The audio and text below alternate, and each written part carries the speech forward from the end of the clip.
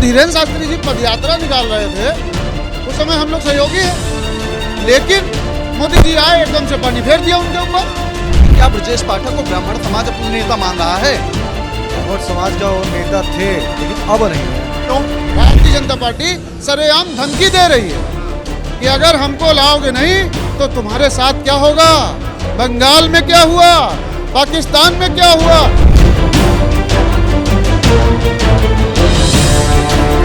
ऐसे खुश नहीं है समाज समाज? बिल्कुल नहीं है, सवार समाज नहीं, पूरे देश की जनता परेशान होने लगी। देश का युवा काकरोच बनने पे मजबूर हुआ।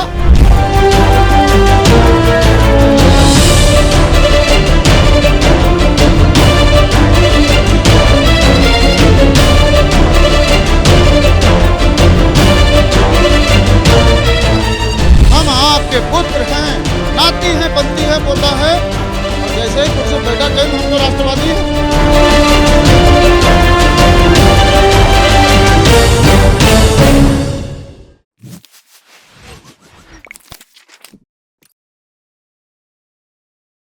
ब्रजेश पाठक के घर से बाहर जहां पर हम मौजूद हैं, यहां से मात्र 200 मीटर की दूरी पर उत्तर प्रदेश के उप मुख्यमंत्री ब्राह्मण समाज के बड़े नेता ब्रजेश पाठक का घर है। और वहीं से कुछ दूरी पर ब्राह्मण समाज के कई बड़े चेहरों ने एक बड़ा ऐलान कर दिया है। इसमें सवर्ण समाज एकजुट होता हुआ दिखाई दे रहा है और यह माना जा रहा है कि कहीं ना कहीं आज सवर्ण समाज एक बड़ी चुनौती भारतीय जनता पार्टी के लिए बनने जा रहा है। कहां से आए हैं पहले बाबा जी ये बताइए। मैं आचार्य शंभुनाथ त्रिवेदी लिखता हूँ और अखिल भारतीय आचार्य परिषद संगठन है हमारे पुरोहित समाज का, उसका छोटा सा कार्यकर्ता हूँ मैं। अच्छा, आज आप लोग यहाँ पर बड़ी संख्या में इकट्ठा हुए हैं, क्या बड़ी वजह है इसके पीछे? नहीं, हमारे लोग आचार्य परिषद के तमाम साथी हमारे साथ आए हुए हैं और अखिल भारतीय सर्वजन हित पार्टी जो श्याम नारायण चौबे जी ऐलान किए हैं इनको सुनने आए हैं और देखते हैं आगे का।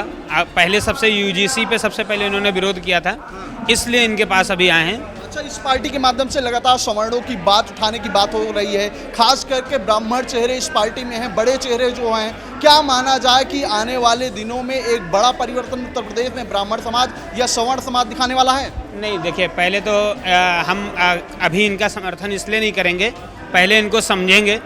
अगर समझ में आती है, हमारी विचारधारा मिलती है, जो हमारे अपने आचार्य परिषद के मुद्दे हैं, खासकर सवर्ण समाज के, अगर हम इनसे मैच खाते हैं तब तो हम आपके साथ हैं, नहीं तो फिर हम आगे का देखें। अभी बहुत समय चुनाव का, 27 का चुनाव नजदीक है, ऐसे में दो विकल्प हैं सवर्णों के सामने, या तो भारतीय जनता पार्टी या तो अभी मौजूदा समय में जो ऐलान ये कर रहे हैं। तो अगर अभी डिसीजन आपको लेना हो तो भारतीय जनता पार्टी या सर्वजन हित पार्टी? मुख्यमंत्री योगी आदित्यनाथ जी के चेहरे पर अगर चुनाव लड़ा जाएगा तो अखिल भारतीय आचार्य परिषद सवर्ण समाज पूरा भारतीय जनता पार्टी को समर्थन देने वाला है।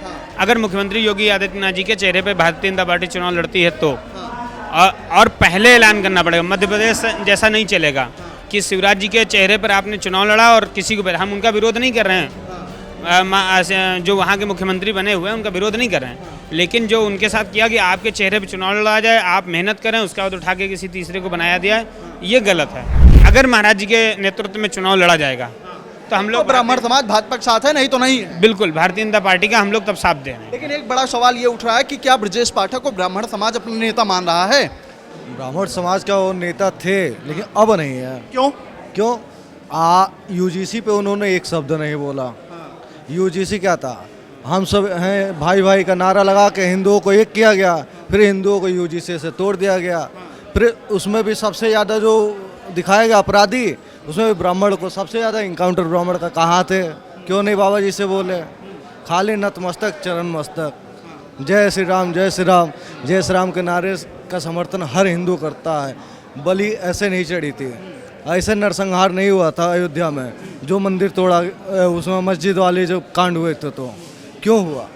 ब्राह्मण समाज केवल नाम कहने से या नाम पांडे या पाठक दुबे लगा लेने से नहीं होता, करना पड़ता है। समाज के लिए आपको काम करना पड़ेगा। जब भी विकास दुबे वाला कांड हुआ उसके बाद नहीं बोला, और भी अन्य इनकाउंटर हो रहे हैं, फर्जी इनकाउंटर हो रहे हैं, जिसपे कोई पुलिस प्रशासन ये भी समझ गए कि अरे चलो गोली मार दो, बाबा हैं बस हमको देख ही लेंगे। लेकिन वो ये भूल रही है कि आज नहीं तो किसी ना किसी दिन घड़ा भरेगा, घड़ा भर के जिस दिन छलकेगा उस दिन आप भी जमी पे आओगे। कब माना जाए ब्राह्मण समाज भारतीय जनता पार्टी की सरकार से संतुष्ट नहीं है? नहीं संतुष्ट थोड़ी भी नहीं है। अरुण सिंह जी हमारे साथ हैं। क्या कुछ आज यहाँ से माहौल बना है, किस तरीके से लोग यहाँ पर पहुंचे हैं? माहौल तो सभी देख रहे हैं। ये सवर्ण समाज का पहला कार्यक्रम है। अभी तो शुरुआत है, ये तो कार्यकर्ता बैठक है हमारी। और इसके बाद अब शुरू होगा। एक एक कार्यकर्ता 10-10 हजार बन के बरसेगा पूरे उत्तर प्रदेश में। क्या माना जाए सवर्ण समाज की अब जो नाराजगी है भारतीय जनता पार्टी से वो खुलकर बाहर आ रही है, सामने आ रही है? तो नाराजगी तो शुरू हो ही चुकी थी जब ये यूजीसी कानून लाए। हम भी हिंदू हैं, धीरेन्द्र शास्त्री भी हिंदू हैं, हिंदू राष्ट्र की मांग कर रहे थे।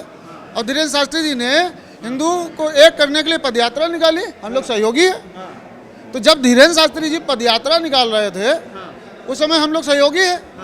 लेकिन मोदी जी आए, एकदम से पानी फेर दिया उनके ऊपर।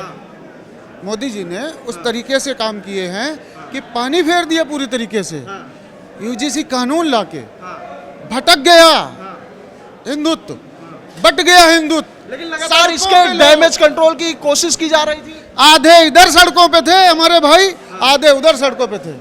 वो एक दूसरे को गरिया रहे थे, एक दूसरे के ऊपर गंदी भाषाओं का प्रयोग कर रहे थे। हम दोनों पक्षों की बात करेंगे। कहाँ सेफ हुआ हिंदू? 2014 से पहले हिंदू खतरे में था, बहुत ज्यादा खतरे में था। खतरा दूर हुआ, भारतीय जनता पार्टी की सरकार बनाई। खतरा दूर होना चाहिए था, खतरा आज भी बना हुआ। आज भी सवर्णों को खतरा, हिंदुओं को खतरा है। बिल्कुल खतरे में, सरकार से खतरा है। हिंदू बीजेपी के लोग कह रहे हैं अगर हमको नहीं लाओगे तो तुम काट, मतलब खड़े सरेआम धमकी। भारतीय जनता पार्टी सरेआम धमकी दे रही है कि अगर हमको लाओगे नहीं तो तुम्हारे साथ क्या होगा।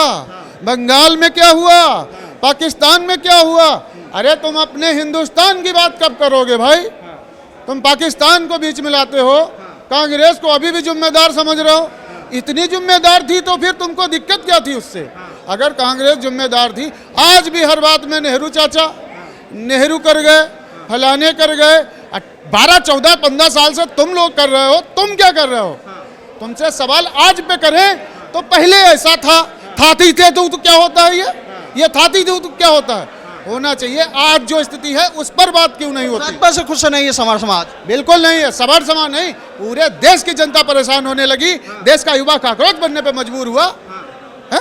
क्या बात खुश करने की कोशिश तो कर रहे थे। पहले ब्रजेश पाठक को मुख्यमंत्री बनाए, ब्राह्मण समाज के बड़े चेहरा, फिर मनोज पांडे को बना दिया। ये जो ब्राह्मणों के नाम पे जो बड़े बड़े ठेकेदार हैं, जो ब्राह्मणों के नाम पे बड़े बड़े ठेकेदार हैं, जो ये 10-10, 20-20 लाख रुपए लेके घरों में बैठ जाते हैं और हम लोगों से कहते हैं फलाने को वोट दो।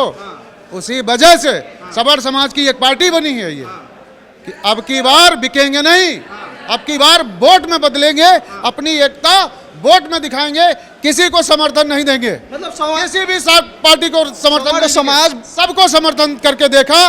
ब्राह्मण ने पहले हाथी की सरकार बनाई, उन्होंने SC/ST एक्ट मजबूत कर दिया।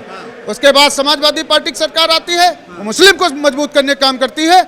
और अगर भारतीय जनता पार्टी सरकार आती है तो दलित के लिए रोना है, मुस्लिम के लिए रोना है, लेकिन सवर्ण समाज का कहीं नाम नहीं आता है। तो क्या माना जाए कि अब सवर्ण समाज, ब्राह्मण समाज के जो बड़े नेता बैठाए गए हैं, ब्रजेश पाठक या मनोज पांडे, इनको अपना नेता नहीं मानता है? इनके बच्चे जब ये बुढ़े हो जाएंगे तो इनके नाती इनको गरियाएंगे कि उस समय तुम कहां थे? तुम्हारे बाबा जब सदन में बैठे थे तब तुम्हारे लिए एक घातक कानून बना था जिसका नाम था यूजीसी। उसमें 80 नहीं 90% सवर्ण समाज के लोग हैं, सांसद विधायक, जिन्होंने इस कानून को पास कराने में साइन किए हैं। उनके बच्चे गरियाएंगे नहीं क्या? तो माना जाए 27 में जो सर्वजनहित पार्टी है ये कहीं ना कहीं भाजपा के लिए बड़ी चुनौती बनने वाली है। बिल्कुल बनेगी। सवर्ण समाज बड़ी चुनौती बनेगा 27 में। सवर्ण समाज ही वो है जो एक मजबूत हिंदुत्व तैयार करता है। सवर्ण समाज ही वो मजबूत स्तंभ है जो बूथ के ऊपर खड़े होकर वोट डलवाता है।